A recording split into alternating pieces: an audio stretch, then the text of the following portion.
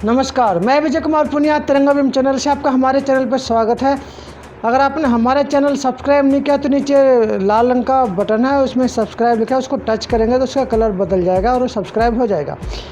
चलते हैं खबर की तरफ। खबर हमारे देश भारत की, खबर हमारे देश विश्वगुरु भारत की। आज कोरोना से इतनी ज़्यादा मौतें हो रही है जो सरकारी आंकड़ों में मात्र थोड़े बहुत दिखाए जाते हैं, और लाशों को गंगा नदी के अंदर फेंका जा रहा है। 1100 है, उसमें कम से कम 2000 से ज़्यादा लाशें जो है अभी तक बताई जाती है, जो कि नदी के किनारे किनारे मिली गई है। आप साइड में फ़ोटो देख सकते हैं किस तरह से लाशें बहकर आ रही है। जो कोरोना की बीमारी से जो व्यक्ति मरे हैं, जो भारत के लोग मरे हैं, जो भारत की जनता मरी है, जो भारत के वोटर मरे हैं, उनकी लाशों को सम्मान के साथ अंतिम संस्कार नसीब नहीं हो रहा है, सीधी की सीधी गंगा नदी में फेंकी जा रही है।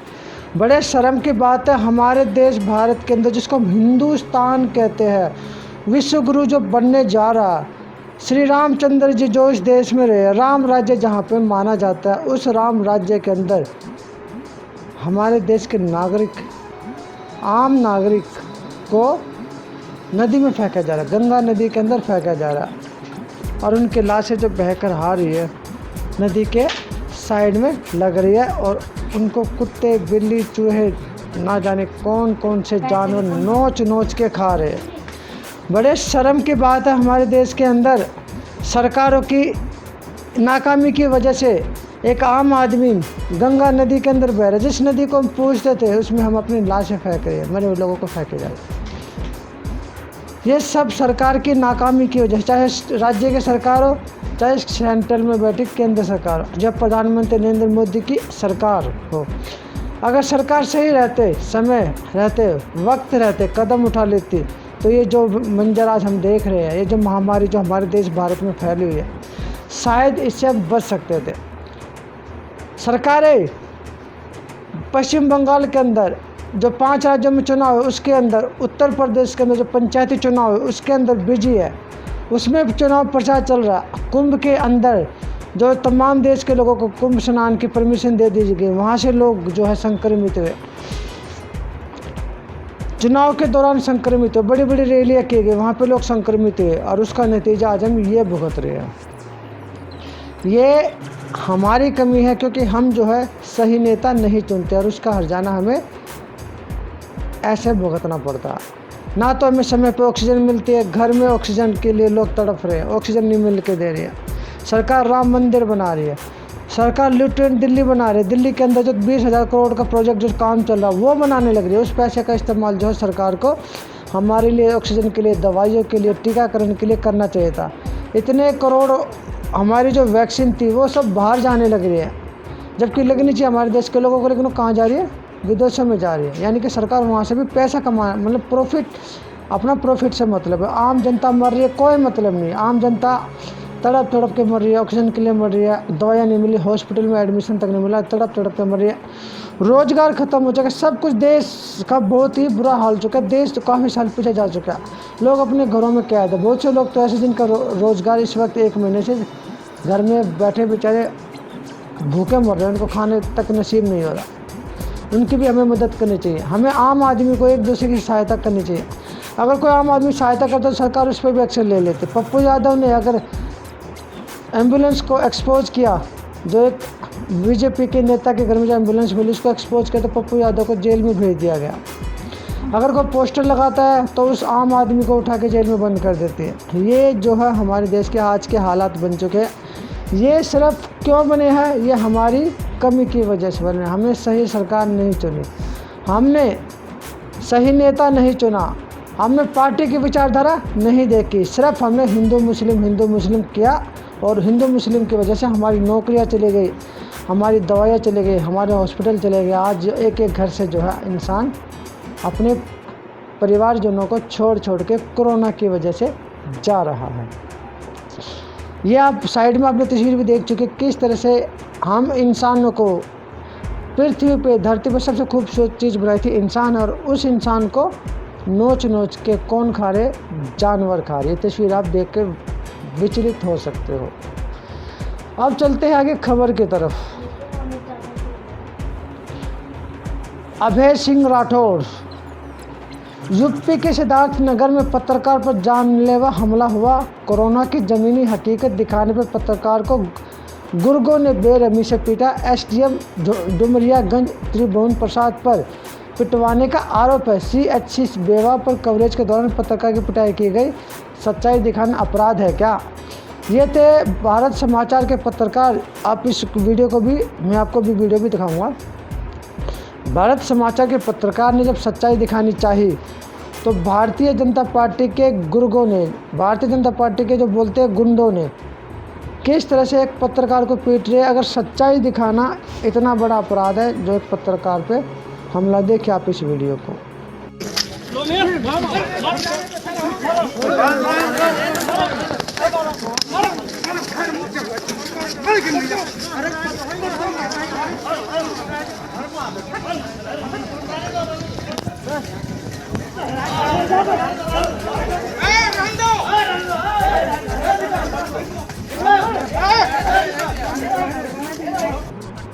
आपने देखा इस वीडियो को किस तरह से पत्रकार को 20 लोग, 25 लोग, 50 लोग मिलकर एक पत्रकार को पीट रहे। क्यों पीट रहे? क्योंकि उन्होंने सच्चाई दिखा दी। यानी कि भारत के अंदर सच्चाई दिखाना भी आज के टाइम में गुनाह बन चुका है।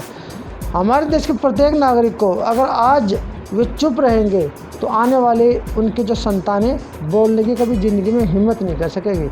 उनको गुलाम बना दिया जाएगा। उनको रोज़गार के लिए दर दर के ठोकरें खानी पड़ जाएगी। अगर आज आप लोग नहीं बोलोगे तो सोशल मीडिया पे आइए, अपने विचार रखिए, अपनी बातें रखिए सोशल मीडिया पे, जो भी आपके मन में है सरकार के प्रति। अगर आप अच्छा बोल सकते हो सरकार के प्रति तो अच्छा भी बोल के बता सकते, गलत बोलो तो गलत भी दिखा सकते। आपके आसपास लग रहा है कि गलत हो रहा था, आप उसको वीडियो को अपने सोशल मीडिया का इस्तेमाल करके जनता तक पहुँचाए ताकि लोगों को पता लगे कि हमारे देश में चल क्या रहा। ये है पत्रकारों को भी आज के टाइम में पीटा जा रहा। लेकिन गोदी मीडिया का अगर कोई पत्रकार आ जाता है तो उसको सम्मान के साथ, इज्जत के साथ बाइट दी जाती है और उसको पूरा सम्मान मिलता है। लेकिन गोदी मीडिया की ही देन है जो आज हमारे देश के ये हालात बन चुके हैं कि हमें दवाई तक नसीब नहीं हो रही, इलाज नसीब नहीं हो रहा। हमारे घर से लोग हमें छोड़ छोड़ के कोरोना की वजह से जा रहे हैं, मर रहे हैं लोग।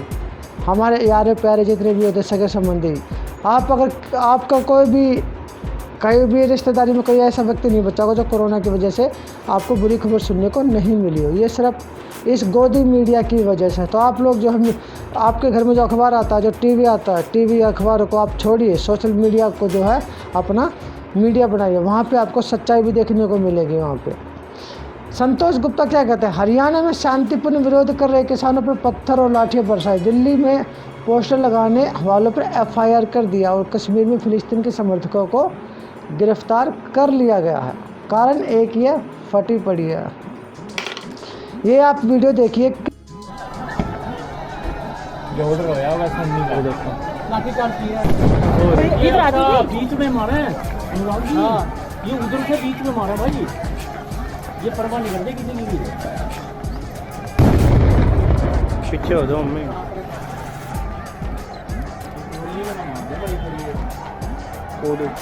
पत्थर उठा लिए, पत्थर उठा लिए। वो देख पत्थर। वो रह गया बीच में, वो भाग गया। वो टूटा गोनी, टूटा गोनी।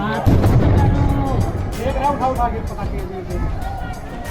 किस तरह से किसानों के ऊपर भी फायरिंग की गई, किसानों के ऊपर भी टीयर गैस छोड़ी गई, किसानों के ऊपर भी पथराव किया गया और गोलियां चलाई गई। ये हरियाणा के हिसार के अंदर किसानों पर, जो किसान आप पिछले 6 महीने से बॉर्डर पर बैठे अपनी मांगों को लेकर, जो किसान हमारे लिए अन्न उगाते हैं, जो किसान मेहनत करके जब अन्न उगाता तब हमारा पेट भरता, हम शहरों में बैठ के जो पैसा दे के जो अन्न खरीदते हैं, अगर किसान उगाना बंद कर दे तो आपका जो पैसा आपकी जेब में पड़ा रह जाएगा। आप कुछ भी खरीद नहीं पाओगे, क्या खाओगे, क्या बच्चों को खिलाओगे। तो थोड़ा इन किसानों की तरफ भी देखिए। किसान जो है हमारे अन्नदाता है। पैसा अगर हम कमा ही लेंगे तो अगर ये किसानी को खेती करना बंद कर देंगे, सभी खेती करना बंद कर देंगे तो हमें खाने के लिए कहाँ से मिलेगा। अगर ये किसान अपनी लड़ाई लड़ रहे हैं तो कुछ सोच के ही लड़ रहे हैं। ये जो कानून है किसानों के लिए जो कानून बनाया गया ये कानून ठीक नहीं है। नहीं तो इनको क्या ज़रूरत है 6 महीने तक अपने घर बार को छोड़ के बॉर्डर पे पड़े रहना, अपने परिवार से इतनी दूर बैठे हुए, ठंड में, बारिश में, तूफ़ान में आज भी हमारे लिए बैठे हुए। और इनके ऊपर खट्टर सरकार जो है टीयर गैस फेंक रही है, उन पर पथराव कर रही है, उन पर डंडे बरसा रही है, उन पर गोलियां चलवा रही है। बड़े शर्म की बात है कि हमारे अन्नदाताओं पे, जो हमारे किसान भाई लोग हैं, उन पर डंडे बरसाए जा रहे हैं। उनकी मांगों को नहीं माना जा रहा, उनको छोड़ दिया मरने के लिए। इतनी कोरोना बीमारी फैली हुई है, अगर इनकी बात मान के इनको घर भेज दिया जाए तो ये लोग भी बीमारी से बच सकते हैं। चलते अगली खबर की तरफ। पंकज पुनिया क्या कहते हैं, तानाशाह डरपोक होते, एक पोस्टर से डर जाते। यानी कि तानाशाह, यानी कि अगर भारतीय जनता पार्टी जो है पोस्टर देख के अगर गिरफ्तारियाँ कर रही है तो इसका कहने का मतलब है कि तानाशाह जो सरकार है भारतीय जनता पार्टी खाली एक पोस्टर से ही डर गई। नसरुद्दीन शाह जो एक फिल्म एक्टर भी है और बहुत बड़ी हस्ती भी है, उन्होंने क्या बोला, मास्क न लगाने पर जो चालान हो सकता है तो इलाज न मिलने पर मुकदमा भी होना चाहिए। सहमत है तो RT करें, यानी कि शेयर करें। यानी इनका कहना बिल्कुल सही है। अगर हम मास्क नहीं लगाते तो हमारे 2000 के चालान होते, बिना किसी काम से अगर हम बाहर जाते तो हमारे चालान होता। तो सरकार अगर सही इलाज नहीं देते तो सरकारों के खिलाफ भी केस होना चाहिए। हॉस्पिटल अगर एडमिशन नहीं होता तो उनके खिलाफ केस होना चाहिए। दवाई अगर हमें समय पे नहीं मिलती तो उनके खिलाफ भी केस होना चाहिए। अगर ये कानून हमारे लिए तो कानून उनके लिए भी होना चाहिए, उनको भी बर्खास्त करना चाहिए। ये इनकी बात बिल्कुल सही है और आम आदमी के फेवर में जाती है। ब्रजेश मिश्रा क्या कहते हैं, भारत समाज के 3 पत्रकार अब स्थायी रूप से डुमरियागंज कैंप करेंगे। यानी जो भारत समाचार के पत्रकार को जो पीटा गया, अब इन्होंने एक मोर्चा खोल दिया।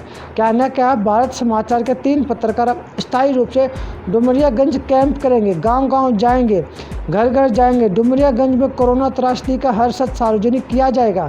इस क्षेत्र में कोरोना के चलते काफ़ी संख्या में लोग मारे गए, बीमार है, टेस्ट की कमी है, दवाएँ मिलती नहीं, हम सच सामने लाएंगे। ये उत्तर प्रदेश के हालात है।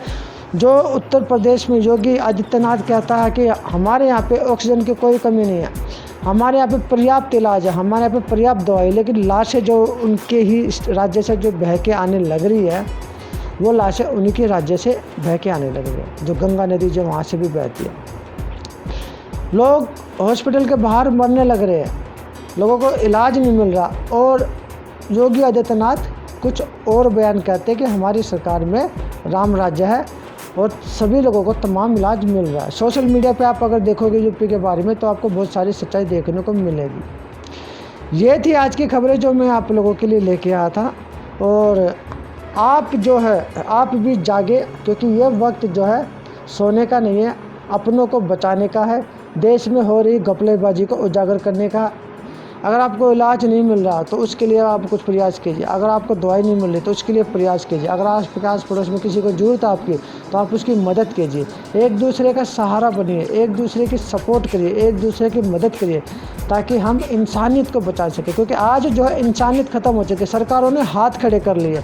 सरकार की जगह पर आज सुप्रीम कोर्ट ने ले लिए। सुप्रीम कोर्ट जो है बार बार सरकारों को फटकार लगा रही है। सुप्रीम कोर्ट की निगरानी में आज के वक्त में सारे काम हो रहे हैं। तो सरकार इसका मतलब ख़त्म हो चुकी है, सरकार का रोल ख़त्म हो चुका है। सरकार ने अपने हाथ खड़े कर लिए, चाहे राज्य की सरकार हो चाहे केंद्र की सरकार, इन्होंने अपने हाथ खड़े कर लिया। प्रॉपर इलाज, पूर्ण रूप से इलाज इन्होंने देना बंद कर दिया। तो मैं विजय कुमार पुनिया, तिरंगा भीम चैनल से आप इस वीडियो को जितना ज़्यादा हो सके शेयर कीजिए, जितना ज़्यादा हो सके लोगों तक पहुँचाए। और उठो, जागो, संघर्ष करो। ये संघर्ष का समय है, नहीं तो आने वाली जनरेशन, आने वाली औलादें, आने वाले बच्चे आपको ज़िंदगी में कभी माफ़ नहीं करेंगे और वे गुलामी की ज़िंदगी जीने के लिए मजबूर हो जाएंगे। आपको जागना होगा, उठना होगा, संघर्ष करना होगा और अपनी ताकत को दिखाना होगा, एक दूसरे की मदद करनी होगी। जो गंगा नदी के अंदर जो लाशें बहती है, जो हम कुंभ में उसी गंगा नदी में स्नान करने जाते हैं, जो आज अपवित्र माने जाते हैं। प्रधानमंत्री नरेंद्र मोदी ने बोला था मुझे गंगा माँ ने बुलाया है, लेकिन उसी गंगा माँ में जो लाशें बहने लग रही है उनको कौन कराएगा? वो क्यों बहने लग रही है? उसका क्या कारण है? गंगा माँ ने मोदी जी को इसीलिए बुलाया था क्या? मोदी जी आप भी आंखें खोलिए और इन पे एक्शन लीजिए, इनको रोकने की कोशिश कीजिए। इन ये जो लाशें बह रही है इनका कुछ समाधान निकाले ताकि लोगों को सम्मान के साथ इनको दफनाया जा सके, सम्मान के साथ इनका अंतिम संस्कार किया जा सके। ये वोटर है आपके, ये आपके वोटर है जिन्होंने आपको वोट दिया था, जिन्होंने आपको सत्ता में लेके आए थे, जिन्होंने आपको प्रधानमंत्री बनाया था, और आज वही लोग मर रहे हैं दवाई की कमी से। आपको कुछ करना होगा, उठना होगा, जागना होगा। तो मैं विजय कुमार पुनिया, तिरंगा भीम चैनल से मुझे दीजिए इजाज़त। धन्यवाद।